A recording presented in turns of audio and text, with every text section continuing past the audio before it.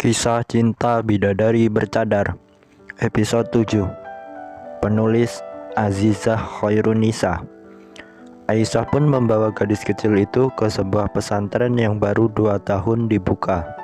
Pesantren Mustaqim yang terletak sekitar 3 km dari restoran tempat ia bekerja. Sesampainya ia di sana, ia pun menemui salah satu ustazah yang menjadi guru di pesantren tersebut. Namun sang ustazah menyuruh Aisyah untuk menemui pemimpin pesantren terlebih dahulu di aula. Sementara anak gadis itu dibawa oleh ustazah tersebut untuk diganti pakaiannya. Aisyah pun pergi menuju ke aula. Selangkah demi selangkah ia berjalan pelan. Banyak para santri berlalu lalang di dekat aula. Lalu ia berhenti saat mendengar seseorang dari aula mengaji surah Ar-Rahman. Suara yang sangat merdu. Ia pun masuk ke dalam aula dan duduk sambil terus mendengar seseorang itu sampai selesai mengaji. Setelah selesai, Aisyah pun bangkit dan mendekati pimpinan pesantren tersebut. "Assalamualaikum Pak Ustadz," sapa Aisyah. "Waalaikumsalam," jawab pemimpin pesantren itu sambil membalikkan badan ke arah Aisyah. "Aisyah, kamu Aisyah kan? Anaknya Pak Habib. Ada apa Aisyah kemari?" tanya pimpinan pesantren itu. Aisyah pun menceritakan niatnya mengunjungi pesantren tersebut. Dan tanpa banyak perundingan, pemuda idaman itu pun menerima gadis kecil itu sebagai muridnya di pesantren itu. "Terima kasih karena Ustadz sudah menerima gadis kecil itu di sini. Alhamdulillah ya Allah, kalau begitu saya pamit pulang dulu. Sudah sore, takutnya Abi nyariin saya. Tunggu sebentar, saya mau bicara soal pribadi sama kamu, bisa?" tanya pimpinan pesantren itu lagi. "Baiklah, memangnya ada hal apa ya Pak?" tanya Aisyah. "Jangan panggil Pak, saya masih muda, panggil saja Mahdi. Jadi begini, kemarin saya sudah membicarakan hal ini pada abi kamu, dan beliau belum memberi saya jawaban. Kata beliau jawaban itu ada sama kamu. Jadi bagaimana?" tanya Mahdi. "Maaf Mas, tapi jawaban apa yang Mas maksudkan itu saya tidak mengerti," jawab Aisyah. "Saya berniat mempersunting kamu untuk menjadi istri saya. Apa kamu bersedia?" tanya Mahdi berterus terang membuat Aisyah terperanjat tak percaya. "Mas serius?" tanya Aisyah. "Iya. Jika kamu bersedia, maka minggu depan saya dan keluarga akan datang membawa lamaran ke rumahmu." Tapi saya harus bertanya pada Umi dan Abi saya dulu. Dan saya juga harus bertanya kepada Allah terlebih dahulu soal lamaran Mas ini. Jujur saja, ini mendadak sekali karena kita baru sekali bertemu di masjid saat itu dan ini yang kedua kalinya. Saya takut jika keputusan saya nanti salah. Saya ingin setiap keputusan dalam hidup saya ini harus disertai niatnya karena Allah dan harus disertai dengan nama Allah juga. Maafkan saya Mas, saya tidak bisa memberi keputusan itu secepat ini. Beri saya waktu 2 hari untuk memikirkan sebelum saya memutuskannya, pinta Aisyah dengan rasa malu. "Baiklah, saya akan menunggu jawaban kamu 2 hari lagi di masjid dekat rumah kamu," gumam Mahdi sambil tersenyum. "Baik Mas, saya pamit. Assalamualaikum." "Waalaikumsalam." Di perjalanan menuju ke halte dekat restoran tadi, Aisyah tak henti-hentinya tersenyum dari balik cadarnya. Hatinya berbunga-bunga seakan-akan dialah wanita yang paling beruntung di hari itu.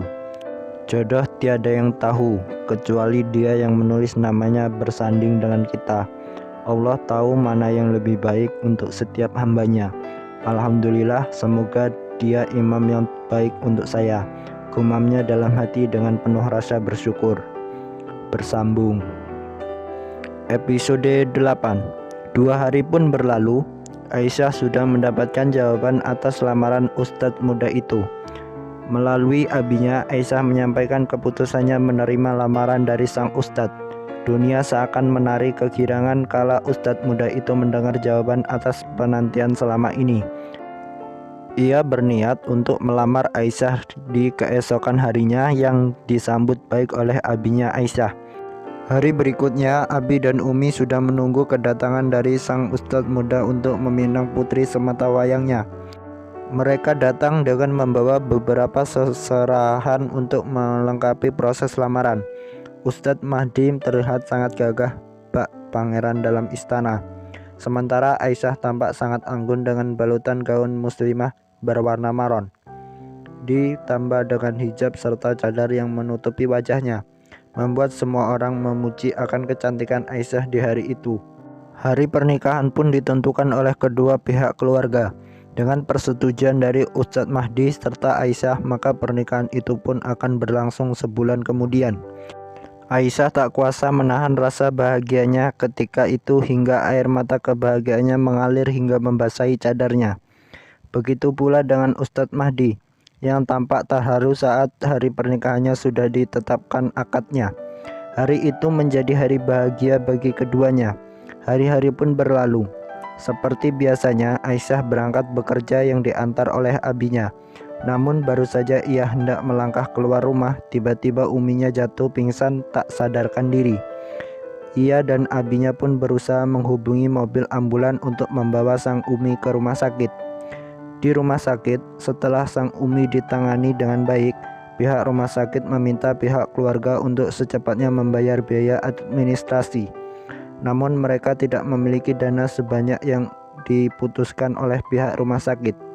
Aisyah pun meminta abinya untuk tetap menemani sang umi sementara ia berusaha mencari pinjaman pada mantan manajernya dulu.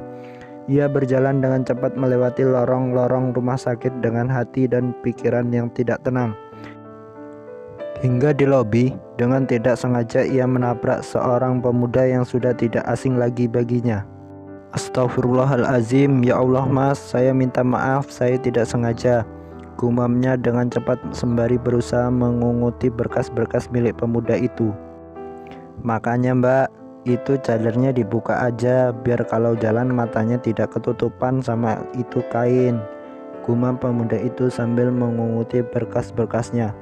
Lalu dengan sengaja pemuda itu menggenggam tangannya Aisyah.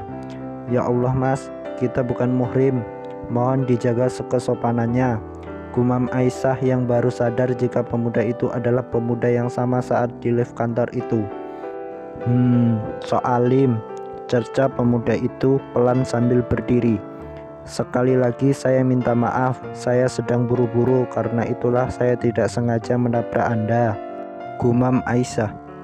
Saya akan memaafkan kamu kalau kamu mau, ucap pemuda itu dengan senyum nafsu.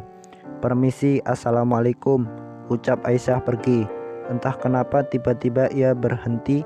Ia merasa jika ada seseorang di belakangnya yang sedang memegangi bajunya. Saya harap Anda tahu apa yang Anda lakukan itu. Anda sudah membuat saya marah, ucap Aisyah dengan suara yang keras. Saya tahu kamu bersedia atau tidak kuasa menolak untuk menjadi boneka saya malam ini, jawab pemuda itu membisikkannya pada telinganya Aisyah. Mendengar jawaban pemuda itu membuat Aisyah marah. Ia langsung membalikkan badannya dan mengayunkan tangan kanannya mendarat dengan tepat di pipi kiri pemuda itu. Suara tamparan itu membuat semua orang yang berada di lobi melihat ke arah mereka. Aisyah yang masih menutup matanya terlihat masih sangat marah, lalu ia berusaha tenang sambil beristighfar. Setelah ia merasa sedikit tenang, ia pun membuka matanya. Ia melihat jika pria itu sedang memegangi wajahnya yang memerah akibat tamparan kerasnya itu. Lalu ia kembali terkejut saat melihat ke arah baju bawahnya yang masih dipegang. Hanya saja yang membuat ia terkejut adalah pemuda yang ia tampar itu bukanlah pelaku dari tindakan asusila tersebut, melainkan seorang anak laki-laki berusia sekitar 3 tahun sedang berdiri di depan kakinya sambil menggenggam baju bagian lututnya itu. Sejenak suasana menjadi hening. Pemuda itu tampak sangat marah hingga matanya memerah. Aisyah terdiam 1000 bahasa tanpa berani menatap ke arah wajah pemuda itu. Tidak lama kemudian seorang wanita paruh baya datang menghampiri mereka. Lalu wanita paruh baya itu menggendong balita laki-laki itu dan pergi menjauh dari keduanya. Kamu akan menyesal karena sudah melakukan hal ini pada saya. Ingat itu, ancam pemuda itu sambil pergi dari hadapannya Aisyah yang masih terpaku. Bersambung. Ingin tahu bagaimana terusan ceritanya? Klik tombol subscribe dan hidupkan lonceng notifikasinya agar mendapatkan pemberitahuan apabila kami mengupload episode berikutnya. Terima kasih. Sampai jumpa, selamat tinggal.